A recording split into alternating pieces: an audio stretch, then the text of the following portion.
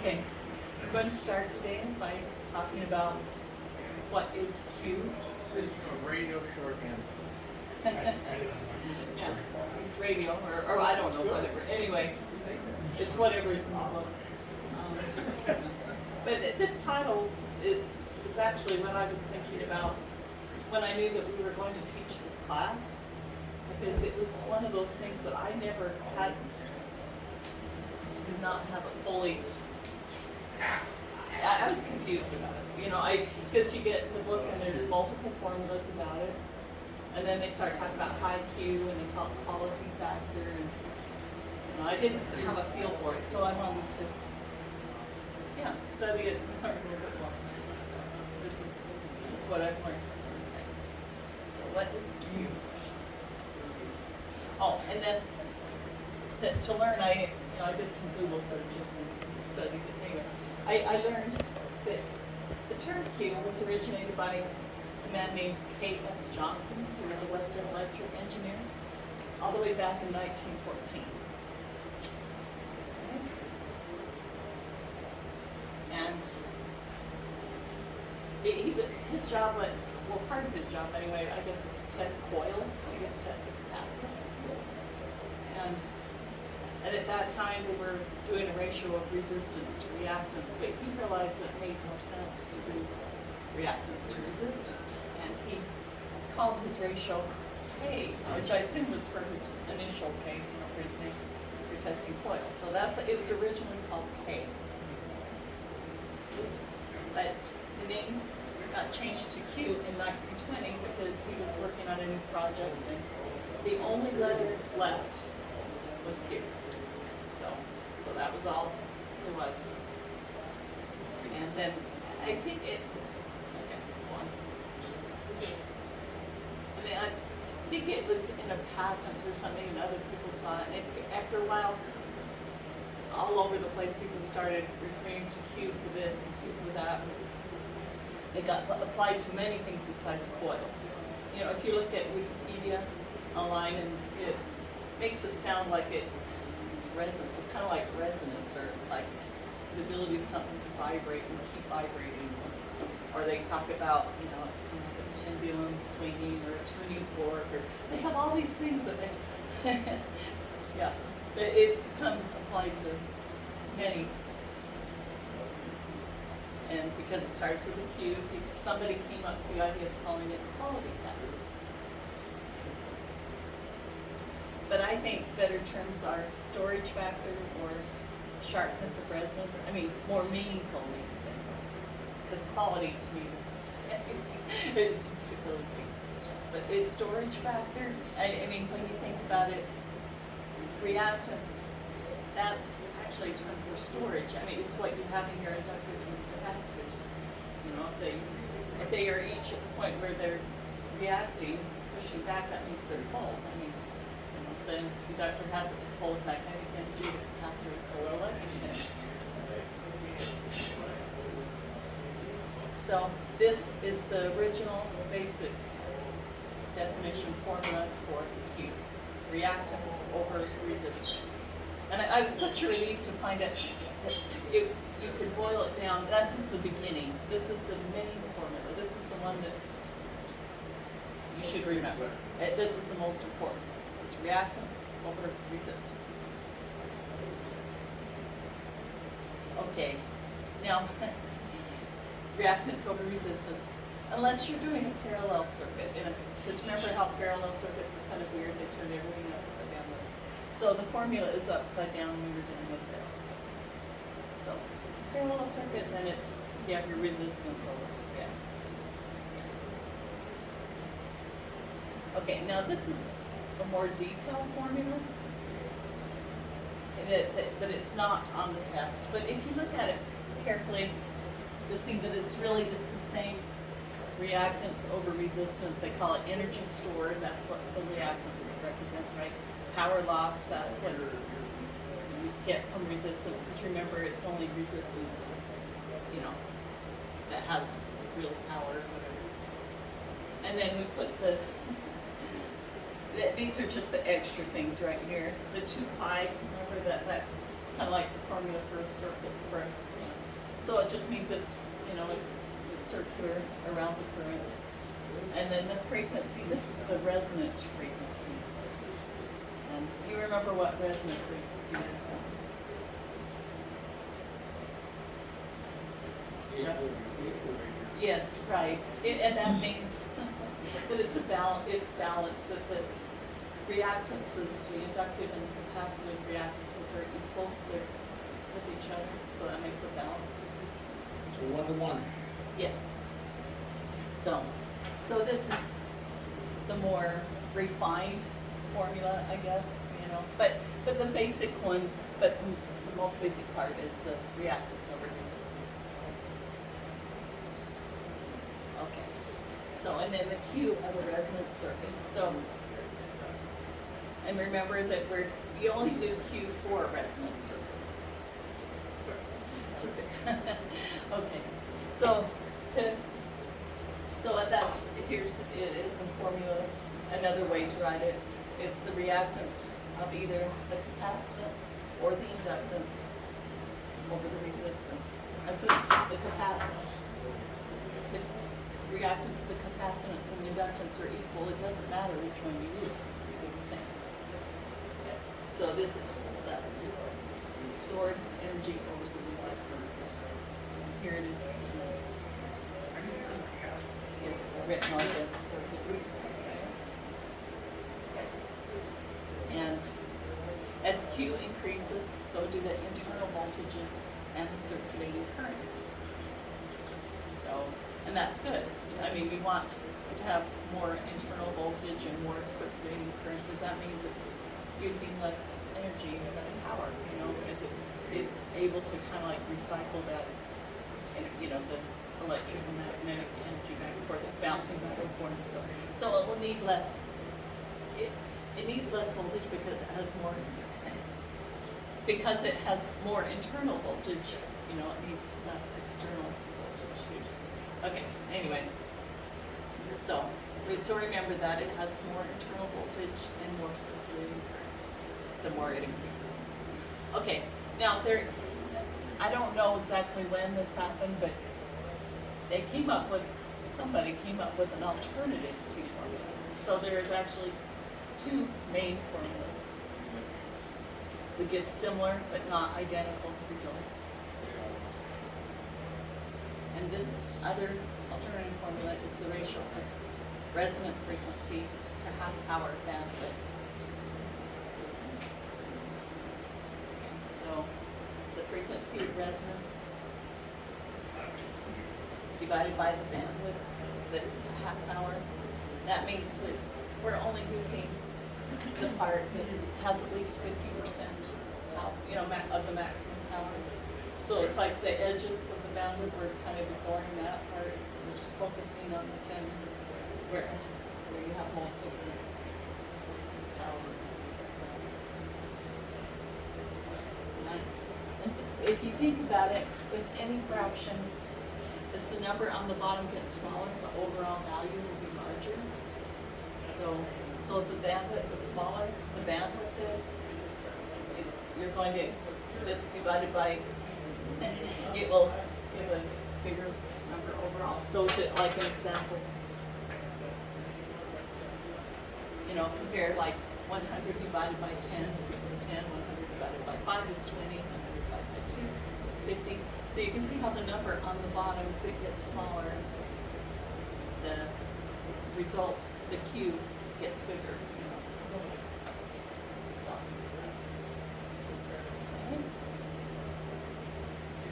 So just remember this: the smaller the bandwidth, the higher the Q.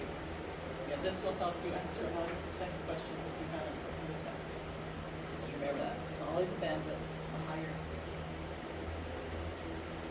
Okay, and then here it is, the graph. So we already talked about half power, which means it's just half the maximum power. And then Q is the resonant frequency divided by the bandwidth. The half power is the part that's getting at least 50%, like I said before. And you may wonder what this thing, what minus 3 decibels mean. Do you remember what the 3 decibels is when it comes to power? talked about it before. Like if you want to double your power, it's 3 decibel increase. If you want to decrease it, it's minus 3 decibels. So this minus 3, this means 50%. It's going down 50%. In other words, it's the half power mark right here. So this is the half power mark, and then this is where the bandwidth is determined right there. This is where you have the half power mark. So here's the frequency, center frequency right here, and here's the upper part and the lower part. And this is the bandwidth. Okay.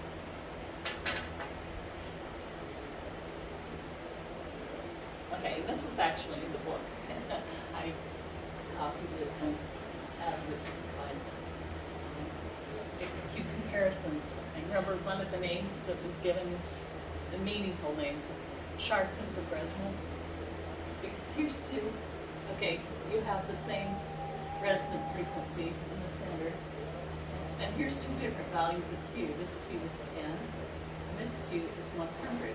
But you notice how where the Q is 100, how it's way sharper than the Q that's 10. So remember, the smaller the bandwidth, the higher the Q. So that's just another way of demonstrating that.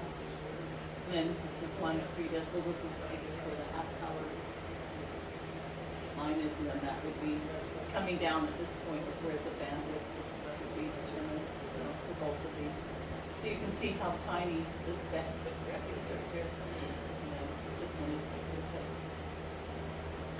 So the smaller the bandwidth, the higher the Q. I guess that's one of the reasons we do single sideband, probably. Raise the Q, you get more efficiency. Okay, now we'll do questions. Which of the following can be used to measure the Q of a series tuned circuit?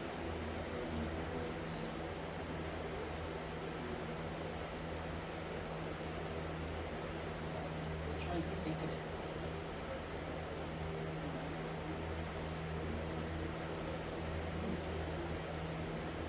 Do I need to read them, or can everyone read them? Okay.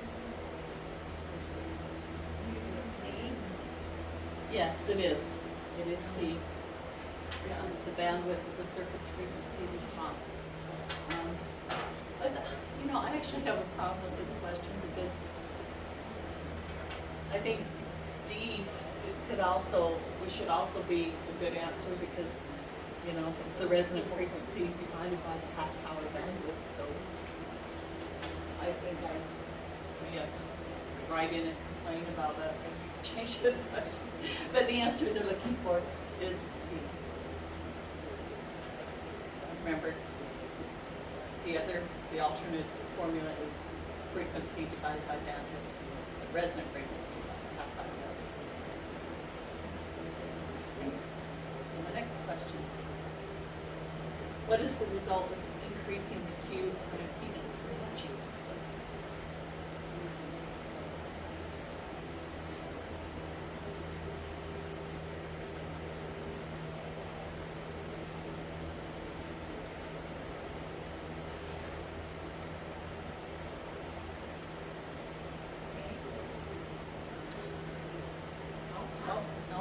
No.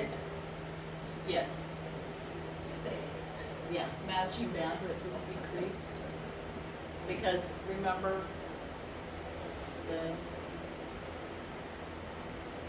the smaller the bandwidth, the higher the Q. So if your Q is getting higher, your bandwidth is getting smaller.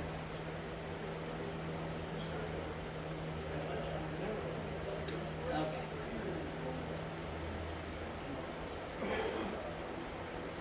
Okay, how is the Q of an RLC series resonant circuit calculated? So RLC, remember, is resistance, inductance, capacitance. And I underlined this here. Which one?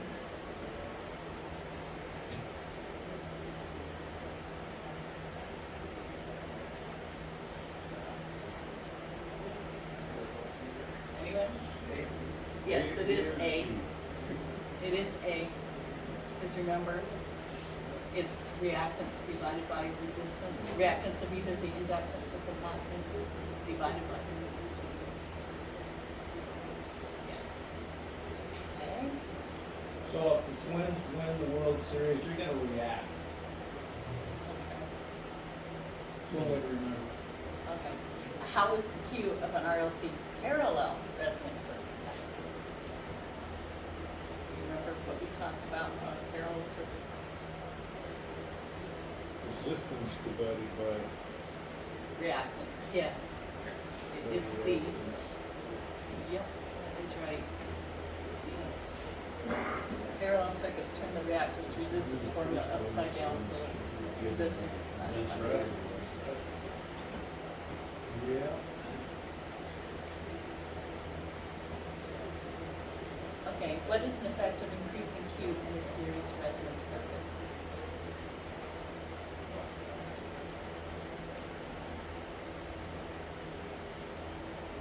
C. Yes, it is C.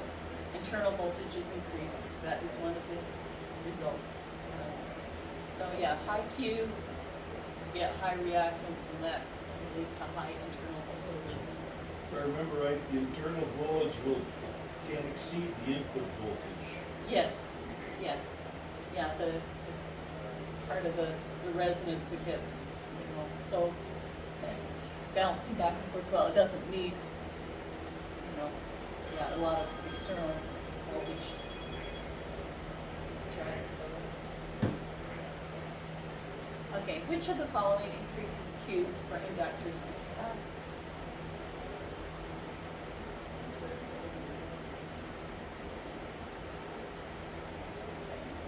Lower losses.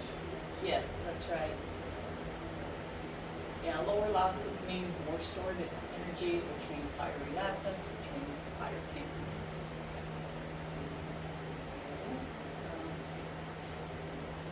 So why should an HF mobile antenna loading coil have a high ratio of reactance to resistance?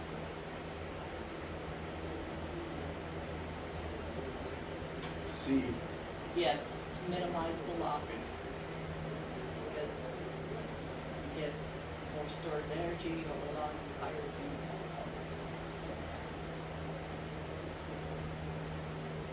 Okay, what happens as the Q of an antenna increases?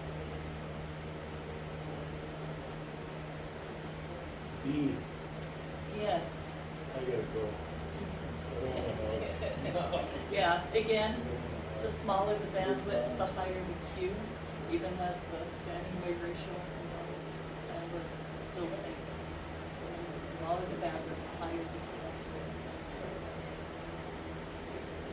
Q. Oh, and now these are the ones that we would need to figure out. I can. I think it's C. Yes. If I remember right. Right. I think you're right. Just off the cuff. Yeah, and again, remember, this is the formula you use. Q is equal to frequency divided by bandwidth. So it says Q is 150, so you put 150 here. Resonant frequency is 7.1 divided by BW. And if you use algebra, to solve for BW, you get at 0.047333, which is 47. Would it help anyone if I did that on the board, or would just probably not? Okay. I mean, I could have to do the algebra. If you don't, not interested in it. Okay, and then this is another one, the same kind of.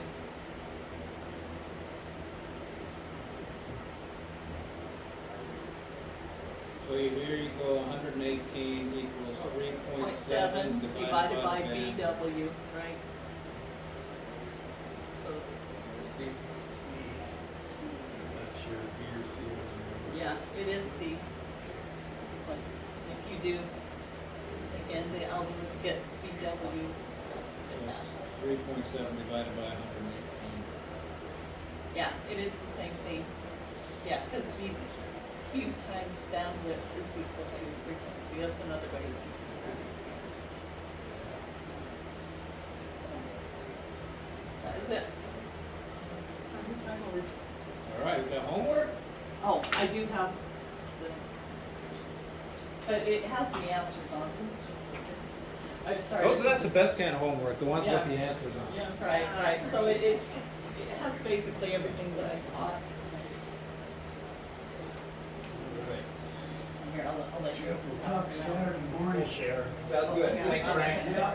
Well, there's plenty of copies. See you guys. All right. Well, thank you about covering Q, Penny. I understand more about Q than I did before. Hope everybody else does. Thank you.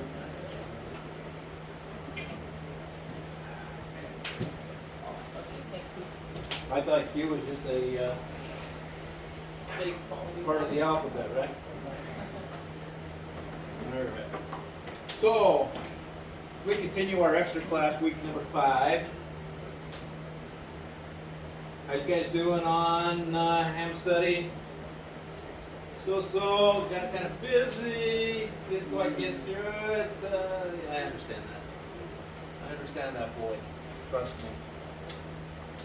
Okay, so today, what we want to cover is we want to cover the practical circuits. Now, some people may call these impractical, but we call them practical. So, what are they? We've got digital circuits, we've got amplifiers, we've got filters and matching networks, we've got active filters and operational amplifiers, we've got oscillators and signal sources, power supplies, voltage regulations, modulation and demodulation. It's quite a bit of stuff.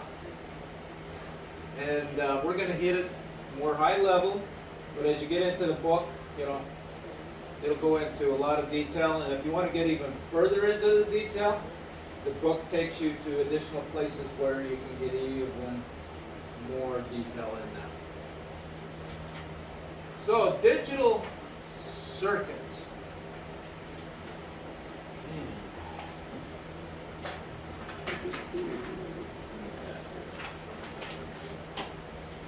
All right. I got my cheat sheets. Otherwise, I'll be lost.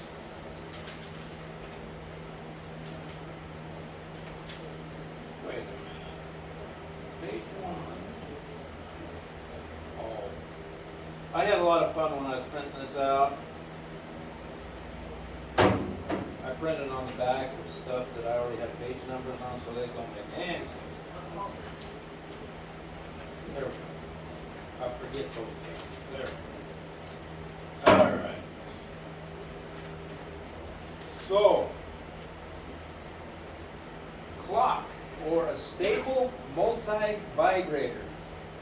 And a stable multi-vibrator is a circuit that continuously alternates between two states without an external clock.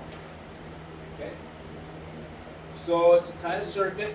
Now if you think of a clock, right? You think of an old grandfather clock. Or an old cuckoo clock, right? It's got the thing, go ding, ding, this way, this way, this way, this way, this way, this way. That's a stable multi-vibrator. That's how I kind of think of it, It's like a clock going between two different states without an external clock. So it's going between two states, and it doesn't need a clock to tell it where to go. All right.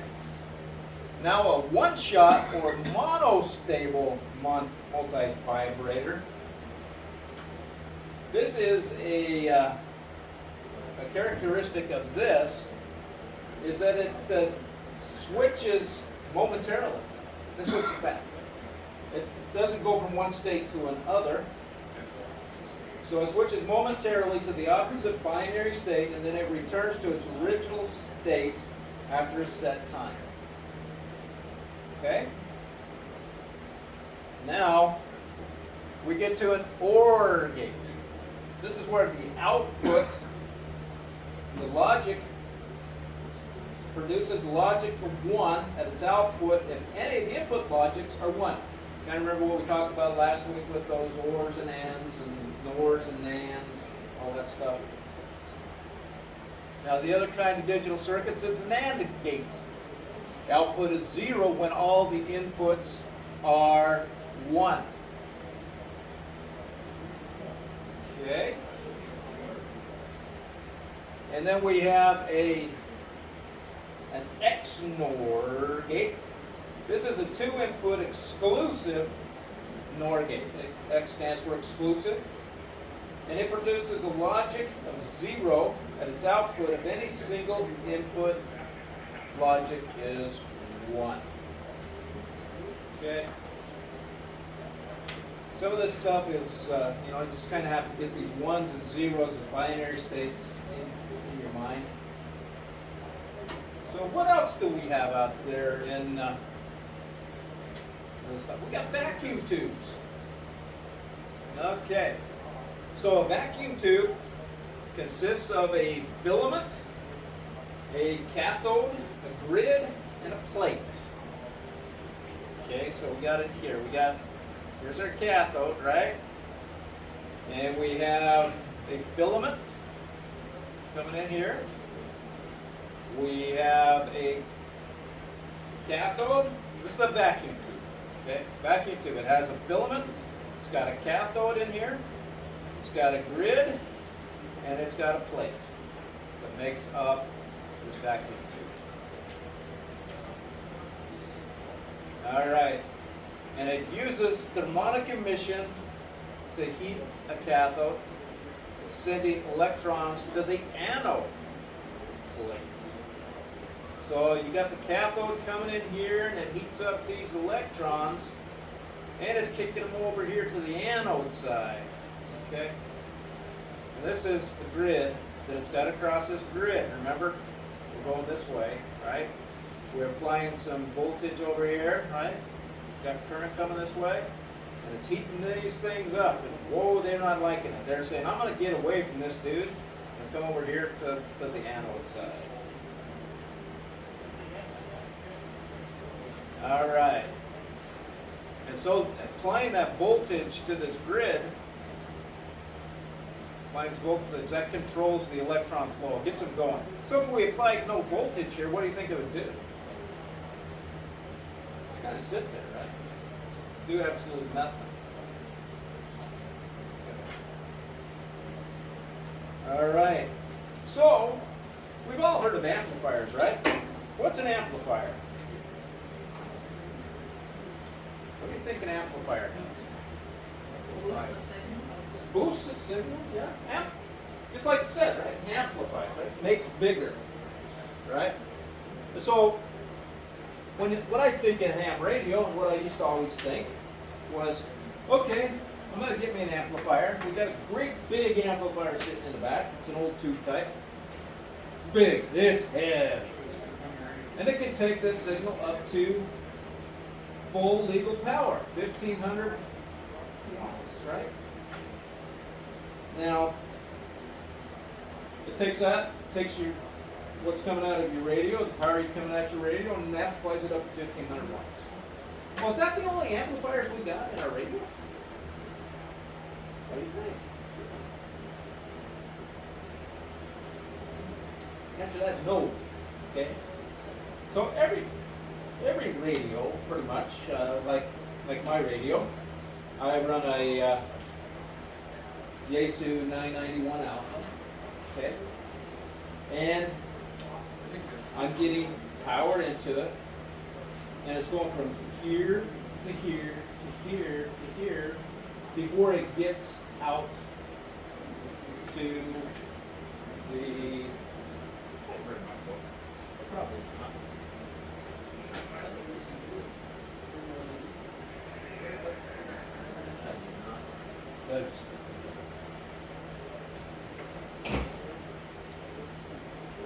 This says it better than I do.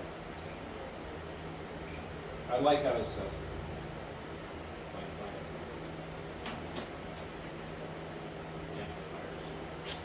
it. All right.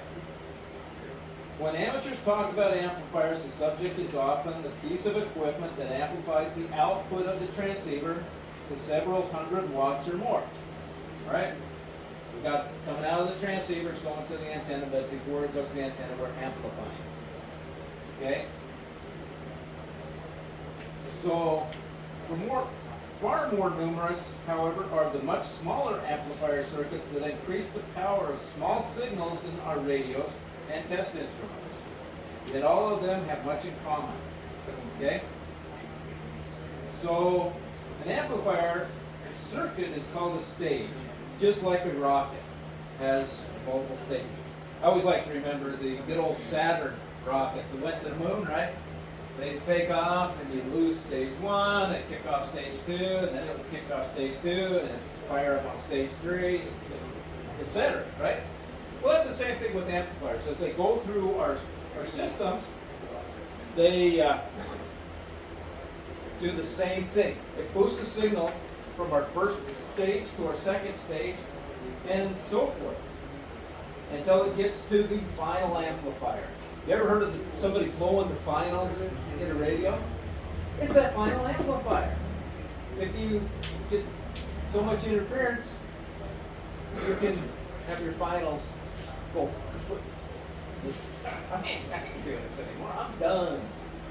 So you don't want to be in a non-resonant circuit and running power through it, because otherwise you can blow your finals, and that's that final amplifier. And guess what? You blow the final amplifier, how much signal are you going to get out? None. Okay. So that's something to always remember. And so the circuit to which an amplifier delivers its output is called the load. And the load may be anything from another circuit to a dummy load to an antenna. Okay, so that's when we talk about putting a load on a radio, it could be another circuit from that amplifier to the next circuit, or it could be from the final to the antenna, and the antenna becomes the load. Or if you're doing some testing on your radio, you hook it up to a dummy load so that it has somewhere to go. You don't ever want to, put power to your radio and not have it hooked to a load of some kind, because it's not good for that radio. Okay. Does that make sense? All right. So, vacuum tube amplifiers. RF power amp with a pi network. Set the tuning capacitor for minimum plate current and the loading capacitor for maximum plate current. Okay? So, tuning capacitor is adjusted for the minimum plate current, while the loading capacitor is adjusted for maximum permissible plate current when tuning a vacuum tube. Now this employs the pi network output circuit. Now why in the world do you think they call it pi? You have to use your imagination, okay? And my imagination's not good enough, but that's supposed to look something like pi. Okay? Just really think outside the box, okay? That's what a pi network is. All right. So RF amplifiers.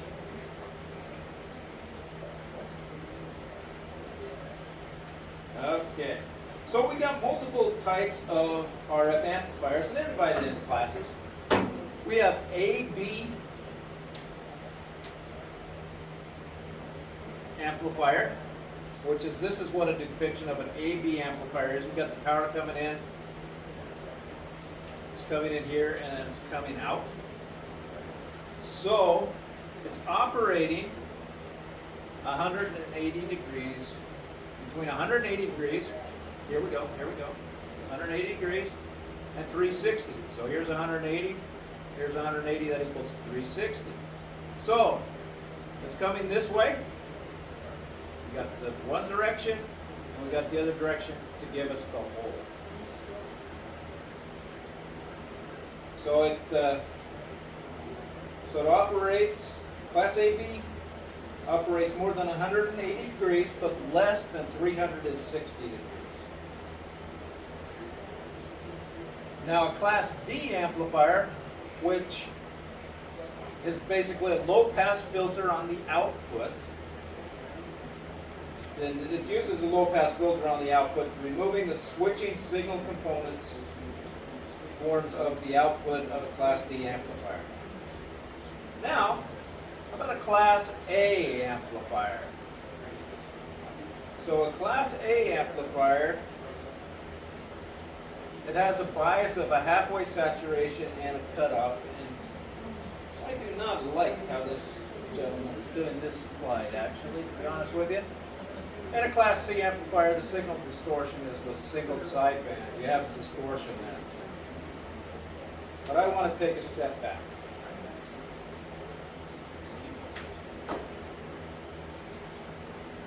Because there is a very good picture in our book. On page 6-15 for those that have your books.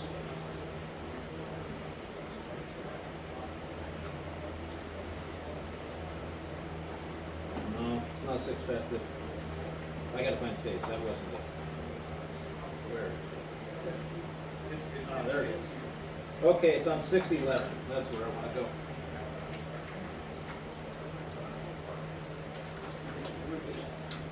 We're going to do one of these.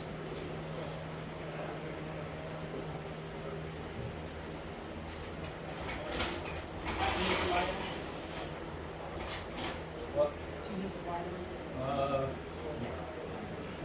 You just get the one right behind you. Oh, there, I don't have to go.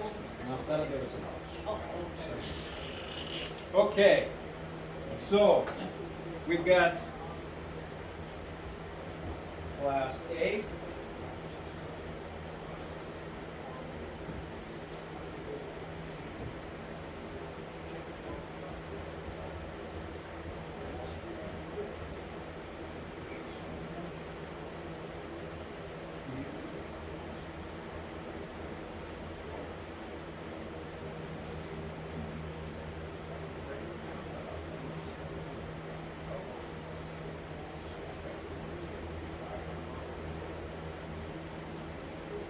Saturation.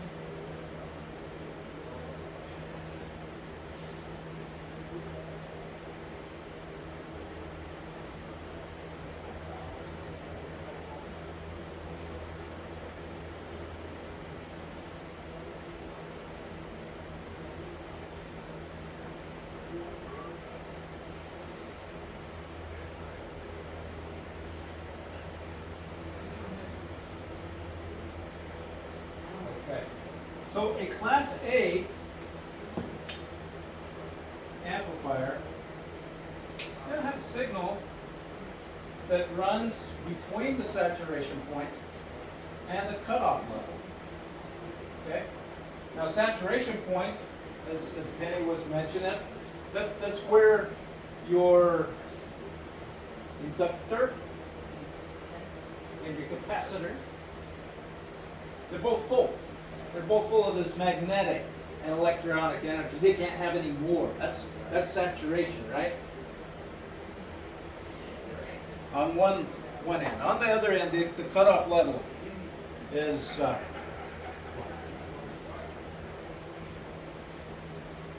what's cutoff level?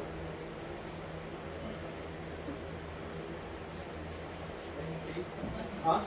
It's where things get cut off. Of course. Okay. But on a Class A amplifier, you're going to be running between these two. Okay? Now, when we go to a Class B,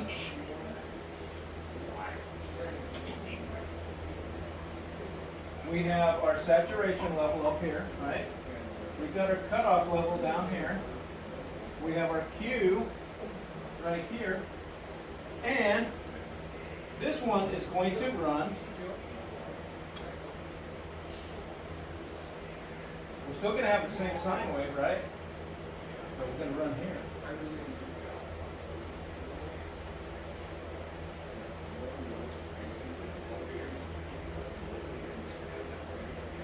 It's going to run between the Q and the saturation level. Not down here. So, we're going to have amplification up here in this region. Now when we get to VB,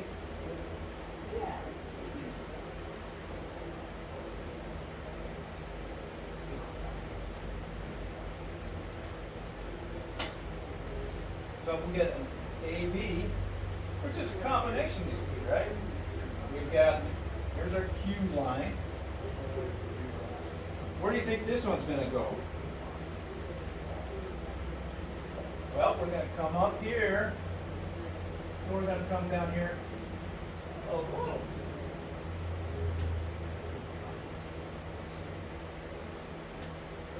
The cutoff line actually comes up a little bit. And we drop below it. And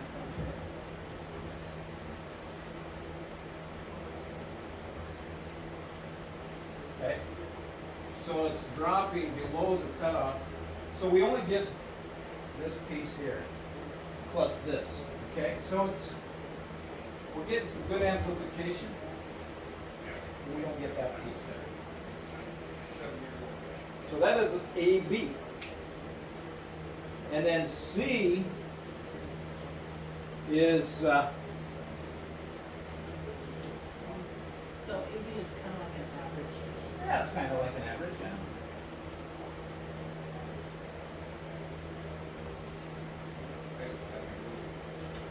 So when we look at C,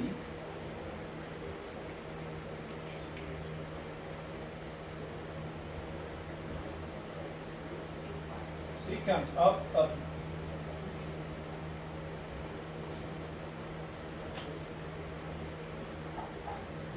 Come up above the saturation line and down.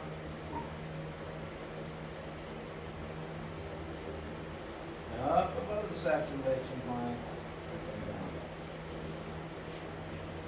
So basically what happens is we're moving the signal up and down to get different forms of amplification. So in Class A, the bias is adjusted so that the amplifier's operating point is halfway between saturation and cutoff, right? Stays between them. Class B sets the bias, so when we talk about bias, it's that power we're applying to it. Moving it forward, we're talking about forward power for amplifiers. Okay, so as we set the bias in B, we set it at the cutoff so that the cutoff level is the output only appears during 1/2 of the input of the sine wave. Now the advantage of this is increased efficiency with practical amplifiers attaining 60% efficiency. So Class AB right here, and this one, it operates between 180 and 360 degrees of the signal cycle, but it allows the amplifier to enter the cutoff region on signal peaks.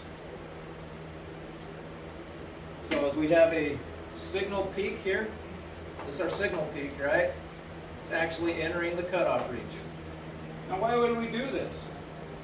So Class B amplifiers are often used at audio frequencies by connecting two tubes or transistors in a push-pull circuit, and it's popular in RF power amplifiers. While one transistor is cut off, the other is conducting, so both halves of the signal waveform are present on the output. This reduces the amount of distortion in output and will reduce even ordered harmonics. So on that was a B, sorry. The C is 50% improved efficiency, and their harmonics and other distortion products are reduced by using filters. You have to use some filters with some of these amplifiers. And in Class C, the amplification for bias is adjusted so that the operating point is in the cutoff region. And it only conducts current during part of the half cycle of the input signal, creating pulses at the signal frequency, and the linearity of these Class C ones is very poor. Okay, so you have to use a lot of other things in order to get them to really work. And on single sideband, you're going to have a lot of distortion. They won't even work for a Class C amplifier. You can use them for FM, but for single sideband, those Class C amplifiers, not so good.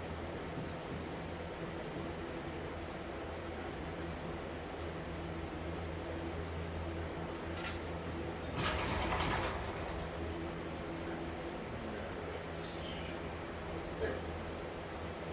Okay. So a Class C, you can get a lot of signal distortion, especially with single sideband. So,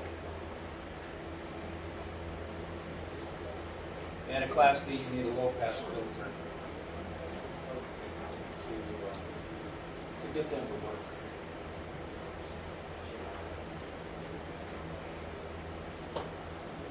Okay, a BJT.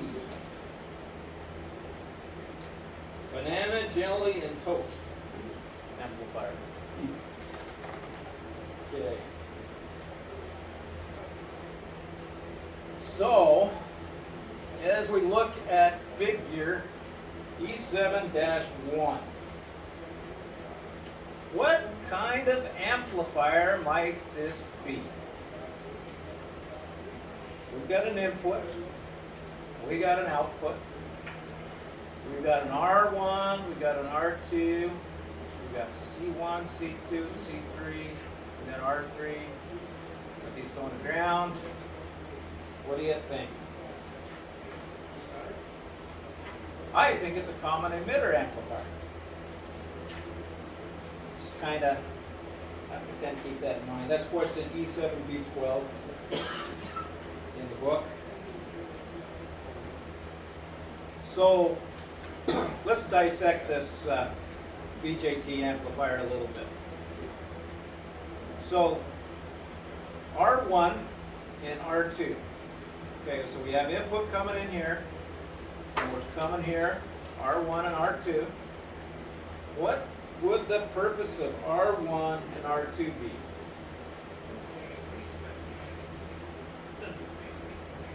It's used to set a fixed bias. Okay? So, which direction we want that bias to go? We want it to go positive, we want it to go positive direction, negative direction. What's the bias? And we're thinking here forward pushing bias, okay? Now R3 over here, the reason for an R3 is to provide a self bias. And this is where, to get into this stuff deeply, you're going to want to go into the book, and it'll get confusing. But that's where we can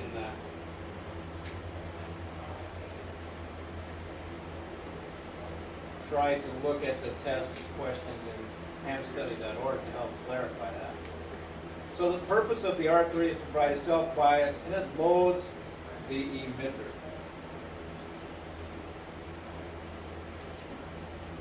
Prevents thermal runaway.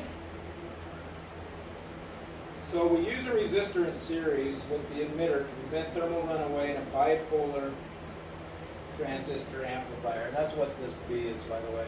Bipolar junction transistor. Bipolar junction transistor amplifier. BJT. Butter, jelly, and toast. The bipolar junction transistor. Oh, it was banana. I like butter. You're trying to confuse us, aren't you? I am. Butter, banana. Yes. Started thinking I work for a butter company. Needs to be butter. Okay. And then we've got, we don't want a thermal runaway, okay? So we want this resistor here that helps prevent that thermal runaway. So what would a thermal runaway be? Penny talked about you know, resist the resistors and the capacitors, right? Or the inductors. Inductors and capacitors, you know, go back and forth, back and forth, back and forth, back and But forth, they- back and forth. They didn't do it because it's, you get that from resistance. You get the resistance in there and starts developing that heat. Well, yeah, it wouldn't happen if we. So, but you get that movement and then you get the resistor in there and it starts slowing things down. You get the resistance, starts creating heat. You don't want that heat to run away. It'd be like outside today, right? Right. Okay. All right. So an operational amplifier. Another kind of amplifier. So an operational amplifier is an integrated circuit that is a direct coupled differential amplifier of high gain, high input impedance, and low output impedance. So we like high gain, don't we? High gain gives us a lot of forward force. We got a high input impedance and a low output impedance. So we're pushing a lot in, and we're not getting a lot of impedance on the outward side. So here's a schematic of it. We got the voltage in, right? It's coming through our resistor right here. Our resistor in. And we're coming through the operational amplifier to voltage out. And here we got our ground. So voltage out is approximately equal to our minus voltage in times the resistance frequency times the resistance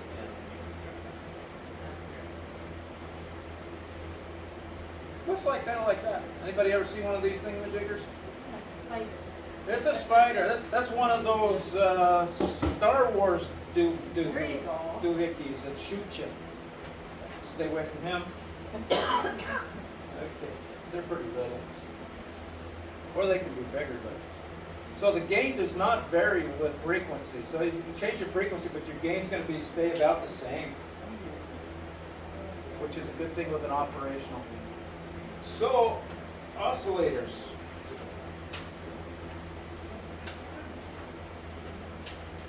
So we have different kinds of oscillators that are used, oscillator circuits that are used in amateur equipment.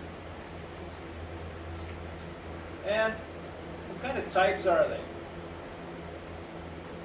Well, we got Colpitts, Hartley, and Pierce.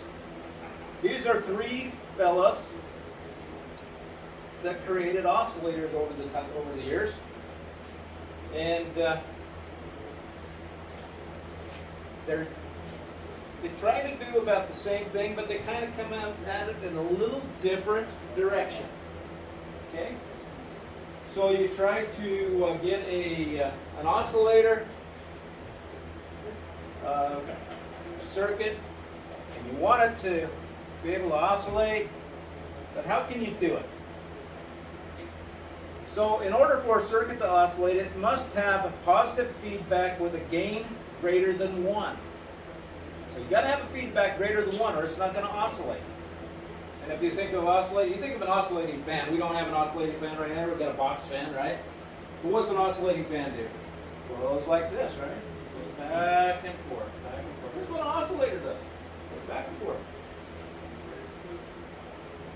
Now, Colpitts, he had a capacitive divider.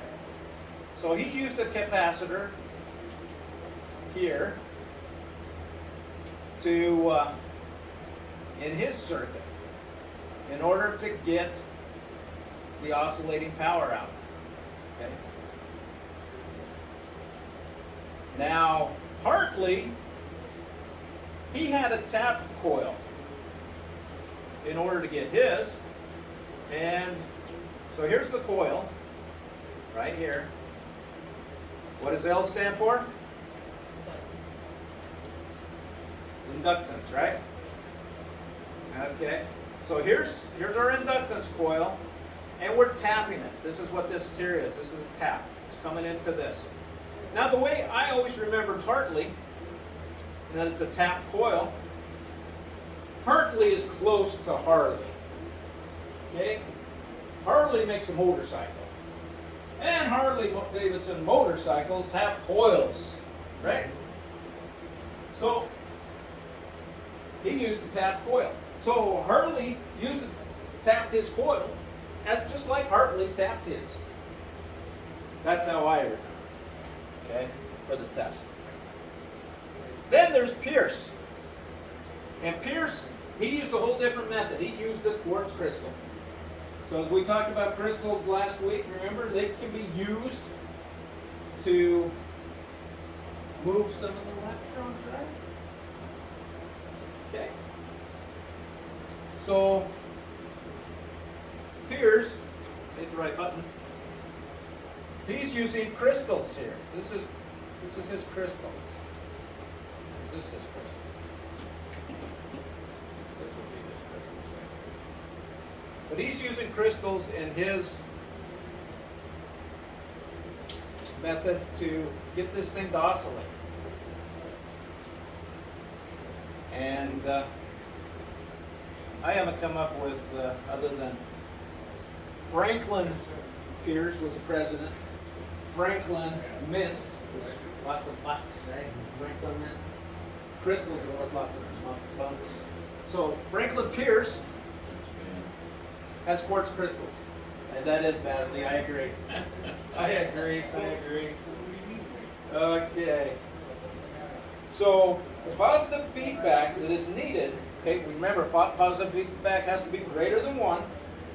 So the Hartley oscillator, he supplies it through a tap coil.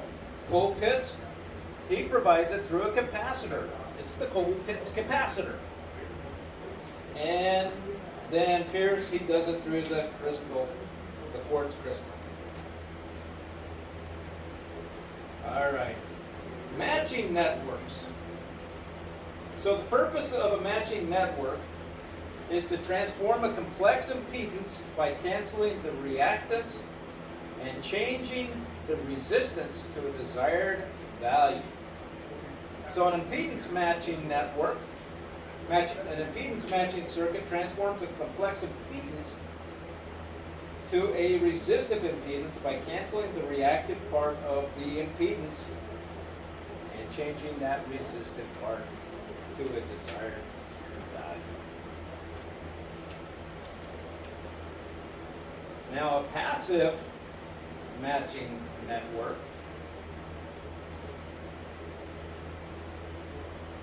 we have a pi, and a pi,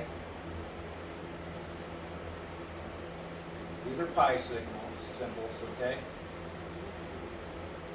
Drawing the arrow through it, pi, cutting that piece of pi. So it has a greater harmonic suppression of pi L. There we go. So this is a pi, right here, pi network. Now if we go to a pi L network, we have our tuning capacitor, we got a loading capacitor, and we got a pi L, which has has an extra L. Makes sense. So pi has 1 L. So pi has 1 lemon that's used to make the pi, and pi L uses a lemon and a lime.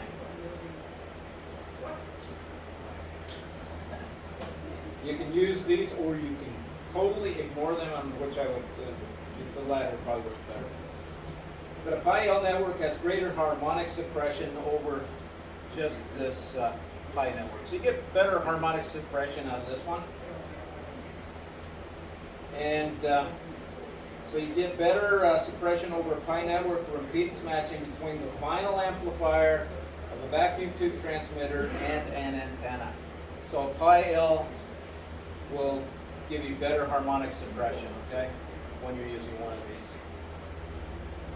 Now if you're going to use a T network, which is This one here, you got your capacitors, right? You got your inductor. What do you think they call this, a T? T. Okay. So that's a T network. It has a series of capacitors and a parallel shunt inductor, which is your high pass filter. Okay. So this is a parallel shunt inductor, right? So you got your parallel capacitors and a shunt inductor. Okay. Now Penny covered this when she was talking about Q. The half power bandwidth. So 3 decibels. That's the half power. That's the half power, brings the power down half, right? And so where's our bandwidth at this point? It's where this half power crosses the our bandwidth, and then we drop it straight down. We get this frequency, center frequency, and then a frequency 1 and frequency 2. So it's half times power max.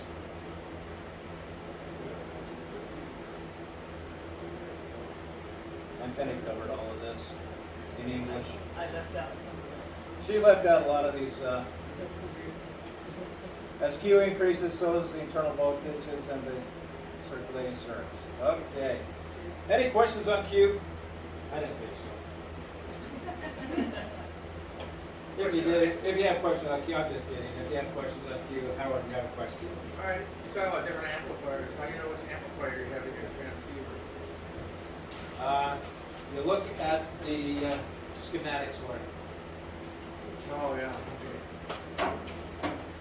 It might tell you in the owner's manual, and you may have to contact the manufacturer. Because they put that foo-foo stuff in there to make them work.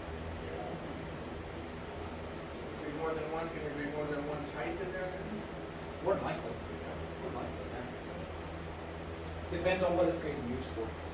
Between the circuits, what they're using it for, between those circuits, it can be different types. Okay. Other questions before we go too far?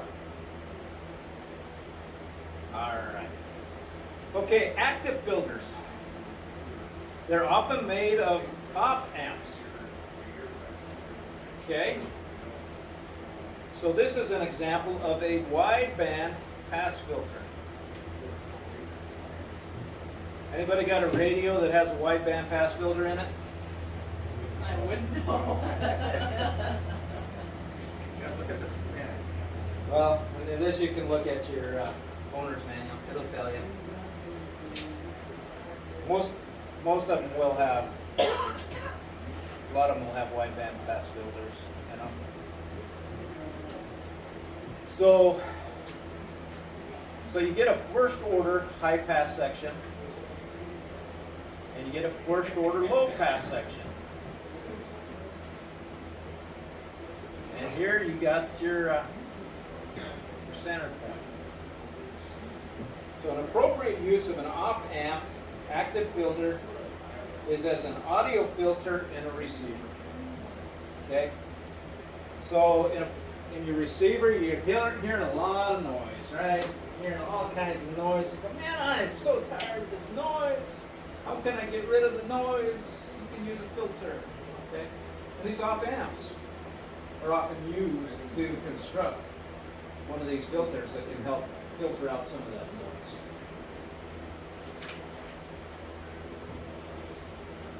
Okay, so they're often used in an as an audio filter in a receiver.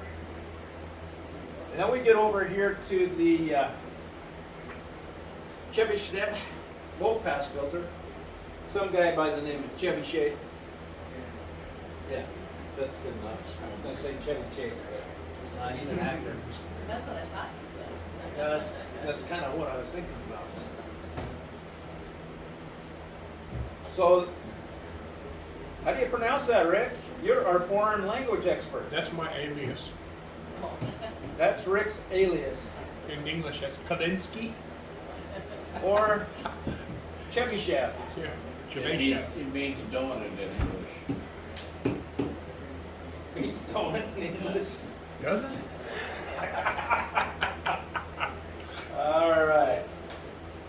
So the Chevy shaft filter has a ripple in the pass band and a sharp cutoff.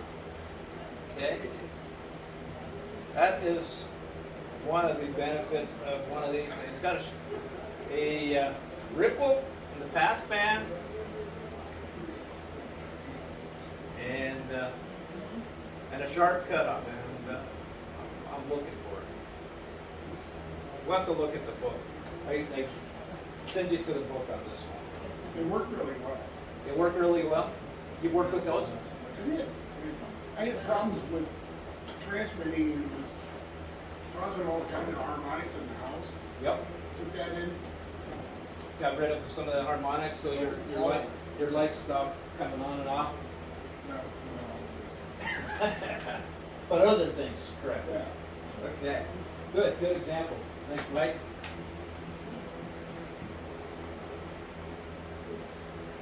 All right.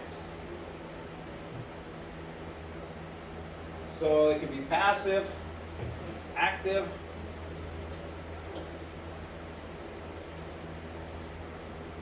So when you think of the ripple here, here's a ripple. It's not very straight, right? Kind of a ripple. All right.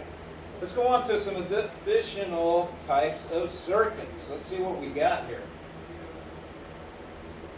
So the type of circuit here in 7.3, what do you think it might be?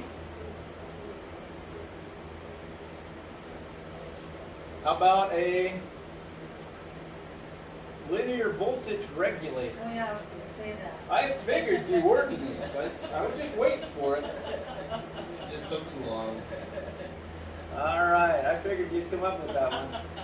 So as we look at this circuit, we've got Q1 here, right? What is the purpose of Q1? What do you think that would do?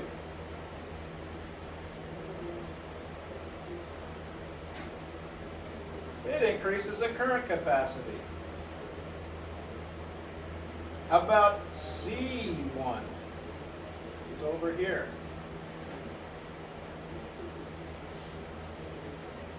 It filters the supply voltage. And C2, it's down here. I bet it has something to do with this. It bypasses the hum around D1.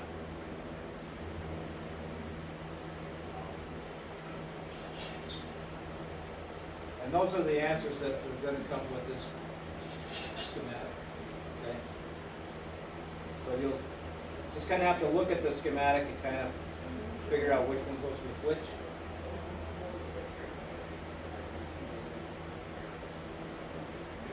Okay.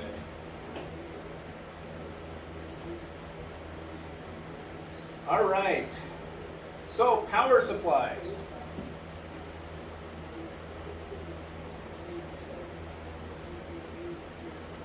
We can build one, but I don't think we have time tonight. Nor do I have the expertise. I can bring mine in next week. But And Mike does. Mike does. He knows where that capacitor is, and he makes sure that it gets charged before he touches it. He was listening. I like that. All right. So some of the ingredients: you want a full bridge rectifier, an RC filter, a Zener regulator, and an HF filter. So these are some of the components that you would want in a power supply if we were to design one. But if you want to design one, let me know. We can do that. We'll have Rick help us. If someone puts yeah, it would be fun.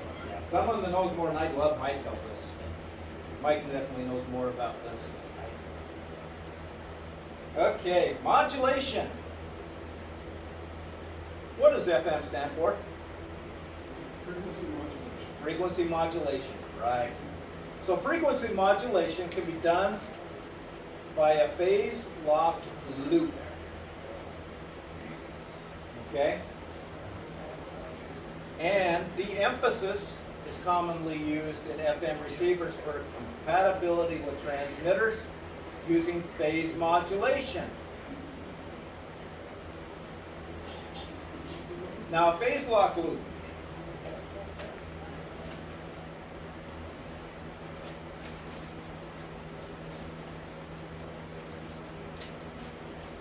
Okay, so a phase-locked loop circuit is an electronic servo loop consisting of a phase detector, a low-pass filter, a voltage-controlled oscillator, and a stable reference oscillator.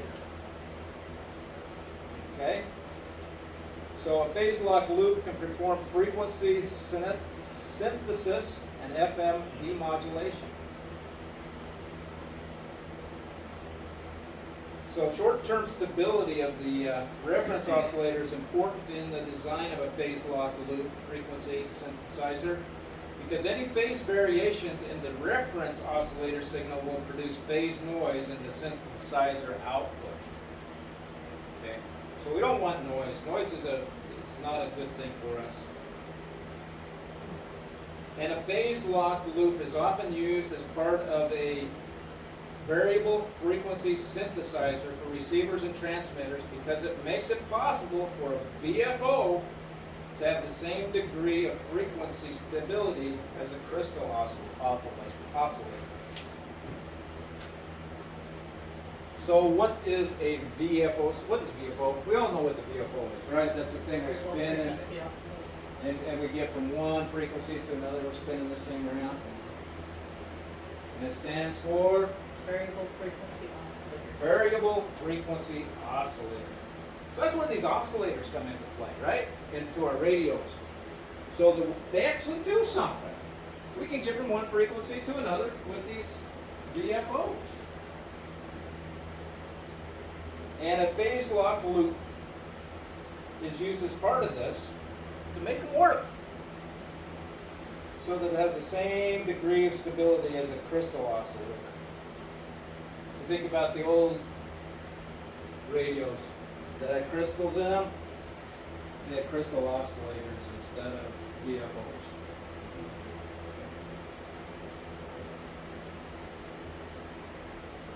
And the major spectral impurity components of phase-locked loop synthesizers is phase noise. So that's one of the drawbacks, right? You get this phase noise.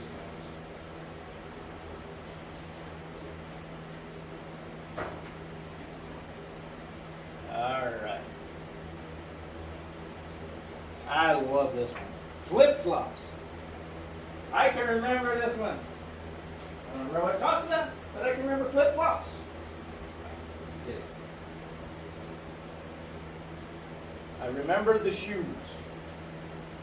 And I also remember the flips and the flops. So a flip-flop is a bistable circuit.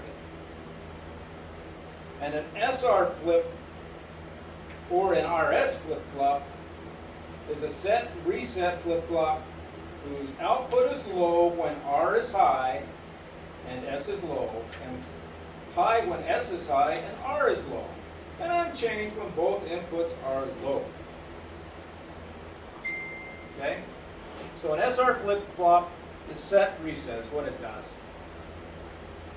So reset is 0 when R is high, and set is 1 when S is high. Okay, so you got R coming in, right? And when R is high, it's 0.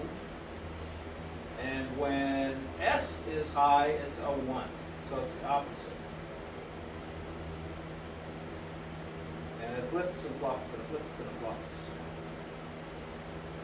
Now a JK flip-flop, it's like an SR, but it toggles between both J and K when both J and K are high. So when both J coming in and K coming in are high, it does the flip.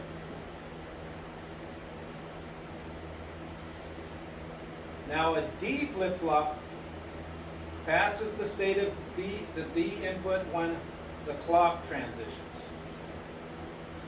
So you've got D coming in here, and you got a clock. Okay, here's your clock.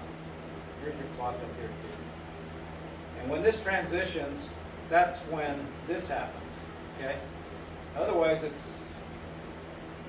has to come this way to get that clock transition. Now demodulation.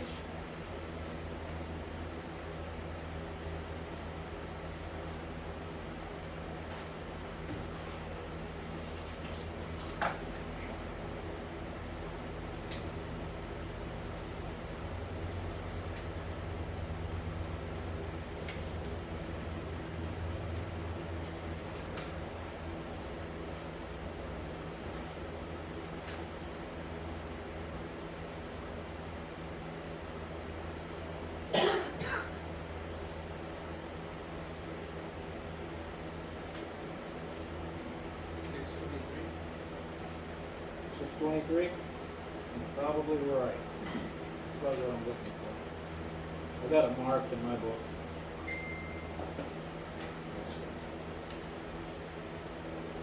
Yep, just that person. Okay.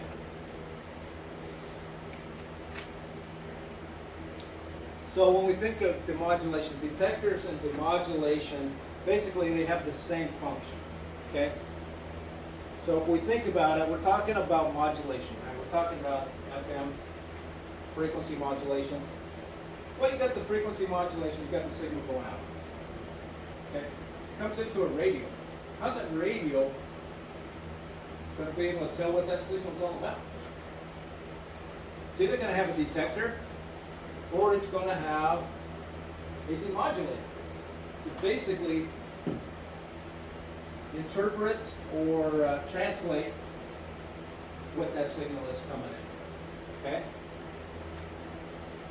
And it can also be done on AM, which is amplitude modulation. Okay. So for AM, we got this picture last week. For AM, it requires only a diode drive and an earphone, as is done with a crystal radio. So that's what we had last week. For FM, it requires a PLL. Okay? What's that? Phase lock loop. Phase lock loop. Yes. Phase lock loop. And that's how we can demodulate the FM signal. So, but it's key to remember that you can use a detector to detect that signal, and the demodulation to basically get it so you can understand it. Now we've got special vacuum tubes, a magnetron oscillator.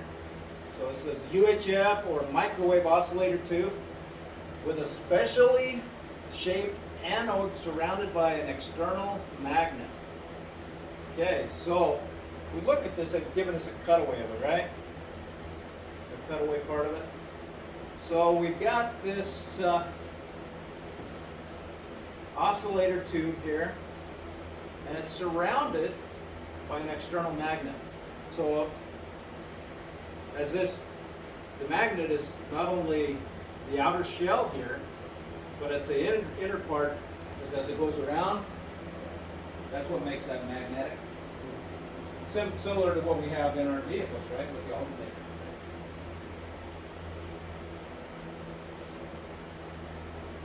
Okay, so a cathode ray tube, TV tube.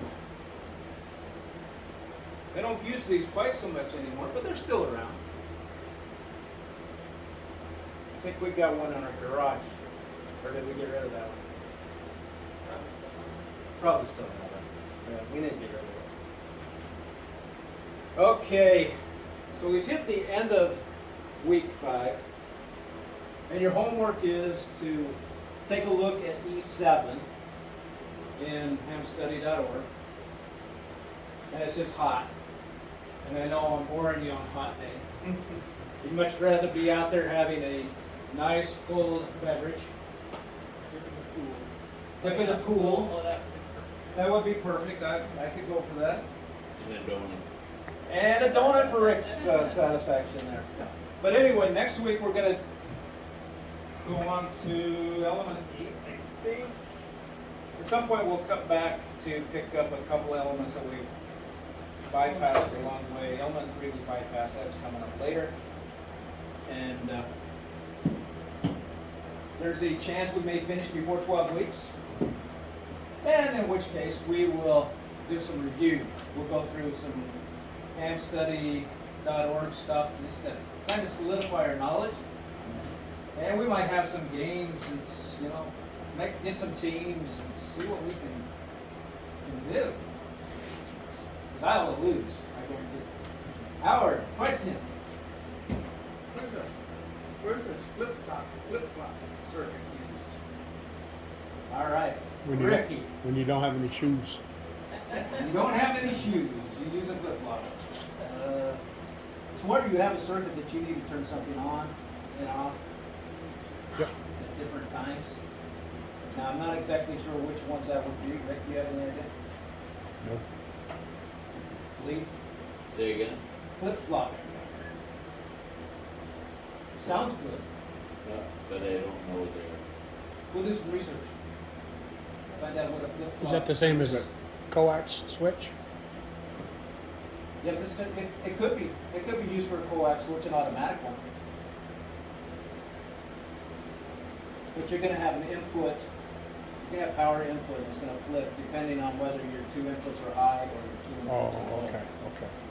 So as you put a couple inputs high, it's gonna flip one way, and as you're low, it'll flip the other way.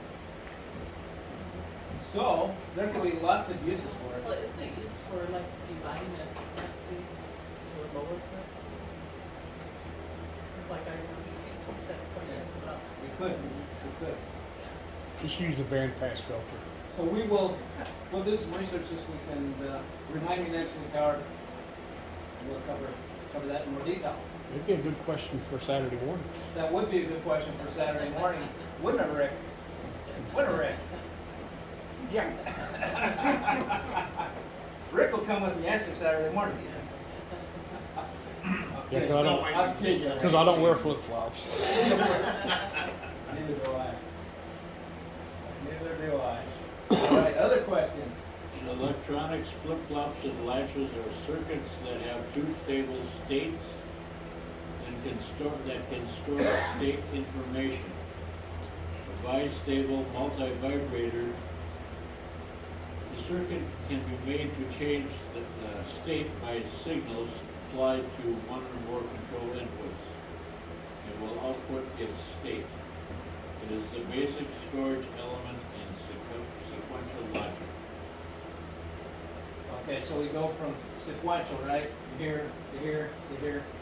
It'll change that state as needed, whether it's this way or that way. It's clear as mud, right? Oh, it is. I'll see if I can bring it down to my level. Because I know that you all are all definitely above my level. So if I get it to my level, we should be okay. Other questions? Mike, I see a question just dying there. I've been trying to figure this out.